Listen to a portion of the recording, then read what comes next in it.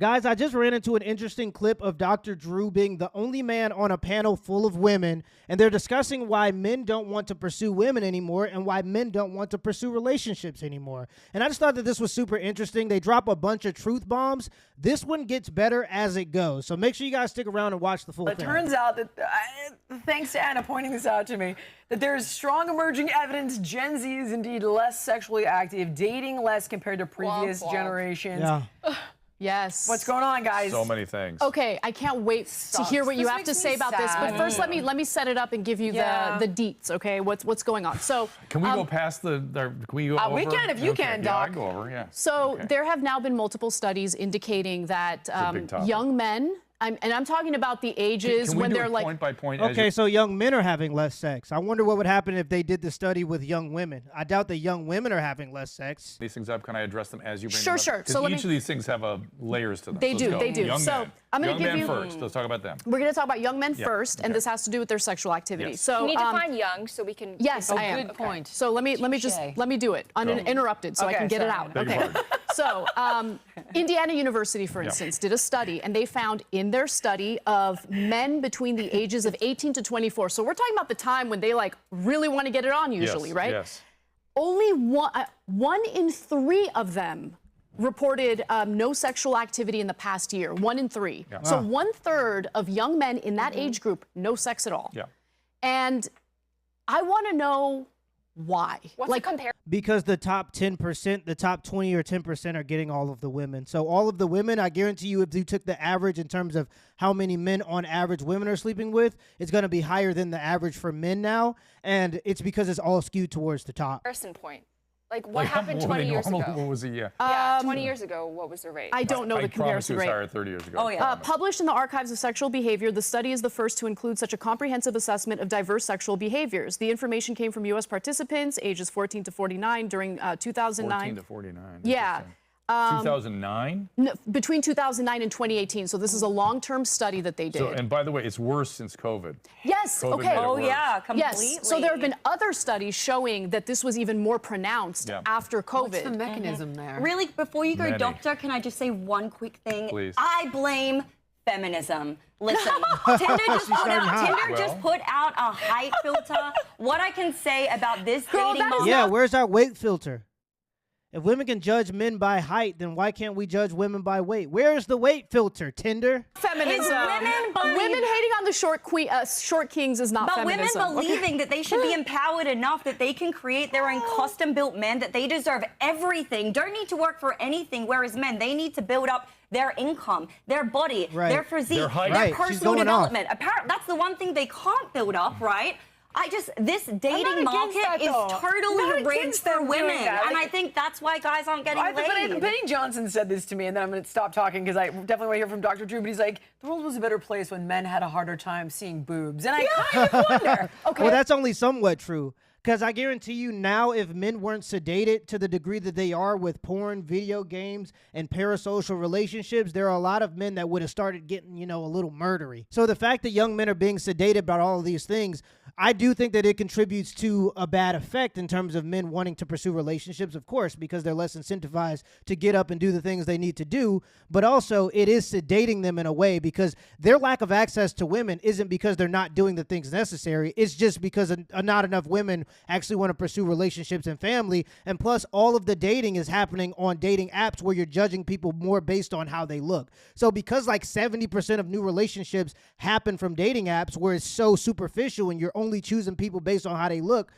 20% of men are getting all of the options with the women, and now the women are complaining because this small percentage of men aren't settling down with them. And so they're dating all the same men and then complaining about those men. And they think that the opportunities that the small minority of men have, all men have those opportunities, and that's just not true. The fact of the matter is women have too high of standards because they have inflated egos because of too much engagement on social media. If I didn't have to do anything and I woke up every morning to 30 messages telling me I'm beautiful and I'm perfect just the way I am, I would start to believe it too, to be honest. And that was to the point that even average women look down on average men and they think that they deserve this small minority of top men. Yeah, so porn is definitely an issue. It doesn't help that young men can see more tits than King Solomon without putting in any effort. But it's kind of also the solution too, because if those young men didn't have those things to sedate them, they would probably, you know, Anyway, okay, go. My bad. That's another layer to it. That their men are just okay. Too much porn. So let me just, that is my question. Let me quickly clarify the study, okay? Because it wasn't a long-term study. My bad, I misread this. So they did the study in 2009, and then they did the same study in 2018. Yes. So to compare,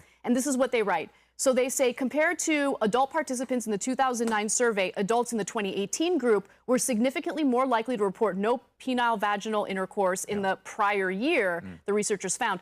Study participants were also significantly less likely to report engaging in any other sexual behaviors, such as oral sex or, other things. Anything. Yeah. All modes of past year partnered sex were reported by fewer in the 2018 cohort. So it is a growing problem. Oh, yeah. And so we know birth rates are plummeting, right? So people are not forming pairs, they're not falling in love, they're not having sexual encounters. There's some data that shows that the apps are leaving a 5 or 10% zone of men that are having lots of sex. Right. And they're the ones that Super are users. super users, and they're actually hurting people. They're hurting women. And women are, I hear a lot from women, where are the men? But women are the ones enabling them. That's the issue. So women will tell men that we need to hold other men accountable for doing negative things towards women, but women will be the ones that will go out of their way to date these men. Let's take, for example, Future. Future has 9 different baby mothers. That means you got one sexually irresponsible man. That is Future. I'll grant you that. He shouldn't be doing that. But then what about the 8 women who signed up to be with Future after he already had a baby mom and he wasn't with actively his first kid? So you have one sexually irresponsible man and you have 8 sexually irresponsible women, and nobody holds those women responsible for being sexually irresponsible. So the women who complain about this small minority of men are the ones that enable them by dating them. If women said that we will only give sex to men that are good fathers, men would have to become good fathers in order to have sex. But it just seems to me that women would rather share the top men that they complain about than have an average man that loves them. Of course, not all women, but this is only the women that have been deluded into believing that they can have everything. And that number of women is rising by the day. Women have fought for body autonomy, right? So how are men supposed to hold other men accountable when women are using their body autonomy to sleep with those men? What are we supposed to do? So I would argue that there are far more sexually irresponsible women than there are sexually irresponsible men, because most men don't even have the options to be sexually irresponsible. You have vilified being a man. You have vilified it. I have been around the Gen Z and the millennials for quite some time. And what I saw was men fearful of being seen as toxic or trying to rape. They just withdrew. And if you, God help you, if you offer a girl a beer, I'll take the beer. I would too. I'm a married woman. I have a woman. friend that got kicked out of 2 bars in New York for buying women drink. 2 different bars. Are you serious? It's considered predatory. Wow. So men are scared shitless. They don't know what to do. Then because they're withdrawing so much, they, first of all, don't feel worth. They're being told they're not worthwhile. They're, particularly young white men, are told they're bad, they're evil, they're the source of all problems. And they don't develop the skills necessary to date, to communicate, to determine what they want to do. And they turn to porn. I was going to ask you and that. the porn gives them unrealistic expectations about everything. And they sort of take the position like, I'm fine, I got my porn, I'm fine. And for the first time, I did a show called After Dark for a few years over at your mom's house. And I started hearing about, from young men, something I had not heard all these decades talking to young men, the use of prostitutes. They were starting to turn to prostitutes. That's crazy. Because they had no other options. And not only that, but OnlyFans, because OnlyFans, especially in today's generation, young women are literally getting excited to turn 18 so they can create an OnlyFans, because that breaks my they are heart. seeing other women out there portray this lifestyle. And you know why they're oftentimes portraying it? Because there are affiliate programs attached to OnlyFans where if you recruit other women, you make like buck a pyramid scheme. off of No, what that's they make. terrible. It's a pyramid scheme for Whoa, I didn't even know that. This That's crazy. The I prostitution have the aspect answer is becoming to more that and more question. normalized. And it's not just that. They're not only buying these women's pictures, but then their managers are messaging them, building parasocial relationships with these men. The parasocial relationship thing, it's huge. Very damaging. So Dr. Drew, one last question, because I hear you in regard to culture and how that's changed and how that impacts, relationships in America. I am also curious about the impact of social media and how increasingly people aren't actually meeting with their friends in real life, communicating face to face. So when you don't have that, there's like a difficulty in communicating when you're trying to, seduce someone into a relationship. Another part of the issue is there's been such a focus on consent, and women are complaining that men aren't approaching them, but approaching somebody in and of itself is unconsensual. Women have been complaining and saying that they don't want to be approached for the past 30 years, and now men are saying, okay, I'll just DM you instead, and plus it's easier. Women are realizing that it's hard to approach. It's hard to walk across the room and spark up a conversation with a random stranger. And so women aren't going to do it because it is hard. This is another part of chivalry that women killed, and now there's nothing to fill that void. Experience, no skill. Right. I remember back in the 90s, I used to be, the hookup culture was the big thing. And I kept saying, that's not, you're not happy doing this, I can tell, because you're always drunk when you do it. Right. And I was advocating dating, where you just sit down, enjoy time with somebody, learn who you are, learn who to break bread, whatever. Don't have all these expectations on every time you go out with somebody. That needs to come back again. That people need to hang out in person, in flesh with people a lot, and just enjoy that. And develop a skill and start to figure out who you are, what you want, and who other people are. But this vilification of the young male has gone out of control, and they're pissed. Yeah. And I'm worried when they come out of it that they're going to I have a confession. Adam said like the same thing. A big confession. Okay, so look, every woman is different. So I don't speak for all women. You don't? I don't. But I also have a problem with like some women, you know, who have engaged in that, you know, rhetoric in regard to men, kind of speaking on my behalf, because I'll just talk about my preference. My preference is masculine men, like traditionally masculine men. That's what I'm just attracted to. I can't explain why. It just is what it is.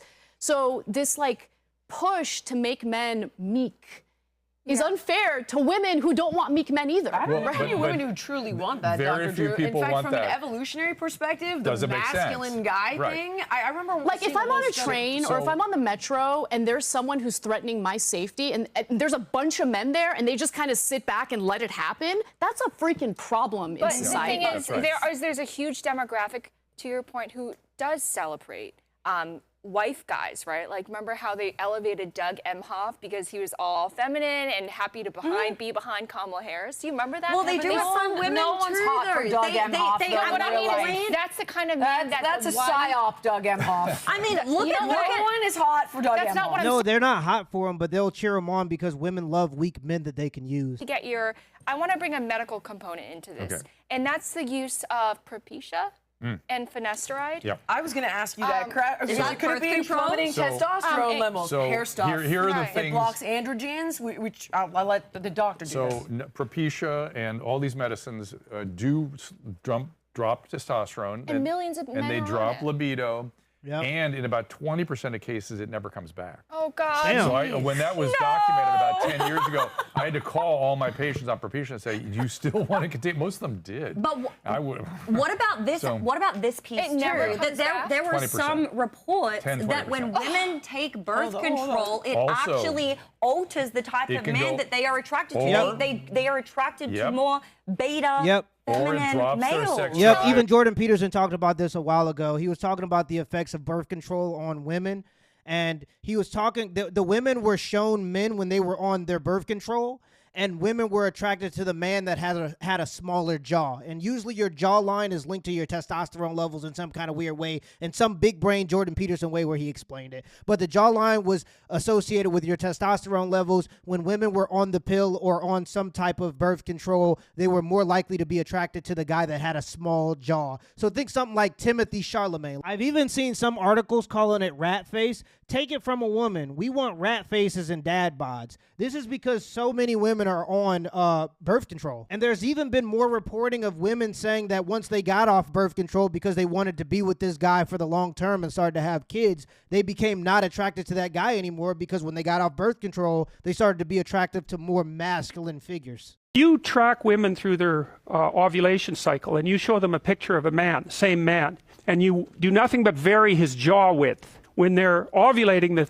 guy with the wider jaw is more attractive, and when they're not ovulating, the farthest away from that, the guy with the thinner jaw is more attractive, and that's associated with testosterone levels. Women who are fertile like more masculine men, and basically, if you're on the pill, then you're never in that ovulation phase. And so one thing that may have happened, and I don't know this for sure, but it's interesting to consider, is that since women have been taking the birth control pill, their preference for less masculine men has become more pronounced. And that could easily be one of the things that's fueling at least some of the tension that's existed and exists now politically between men and women. How to fix this finasteride problem? I need to know. Hair transplants. Get off the finasteride. No, but what if they're against it?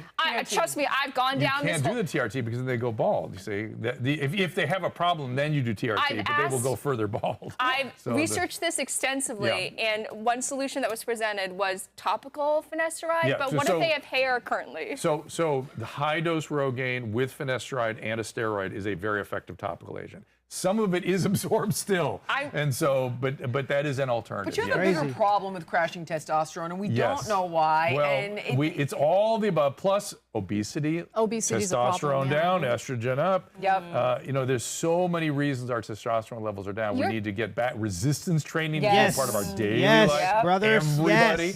And it's just we are unhealthy. Dr. Stress, you're weight management, lower body training. Yes. You and I would agree 100% on this.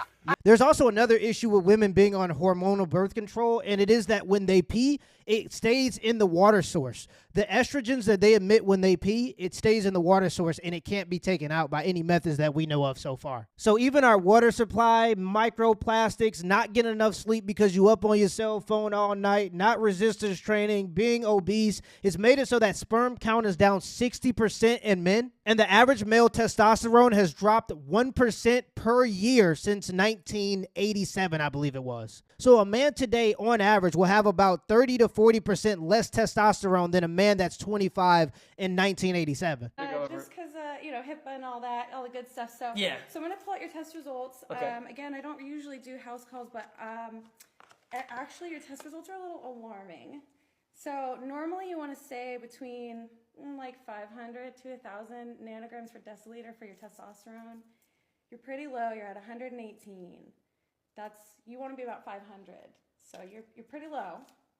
So that low energy that you're feeling, probably they're going off.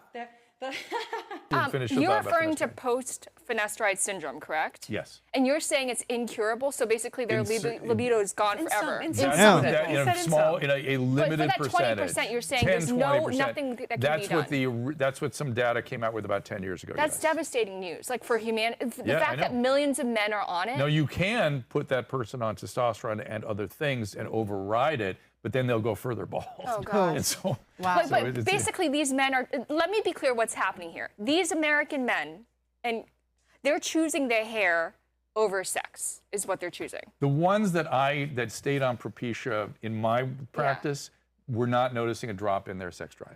They didn't notice it. So it doesn't mean everybody has a significant drop in testosterone. Listen, girl, vanity is a powerful, powerful thing. And I get it. I'm vain. I don't mind admitting I'm vain. If like, oh, you're not going to have a healthy... It's healthy for you're not going to have like the best sex drive, but you're going to look 10 years younger. Give it to me. I want it. Yeah, but that's not how men are supposed to behave. Men aren't supposed to put their vanity over their health. That's insane. That's like a women thing. Really, nobody should do that, but some people do choose to do that. So yeah, guys, I just found this clip interesting. Masculinity is vilified. Why Gen Z men are giving up on sex and relationships. Guys, I'm trying to get to 1 million subscribers by the end of the year. We'll see if we get there. I'm just going to shoot for the moon, and if I don't get there, I'll land on a cloud. Either way, let me know in the comments below if this video was a W or an L, and give me the HBO special as a Help a Brother Out special. Hit the like and the subscribe button for more content. Till next time.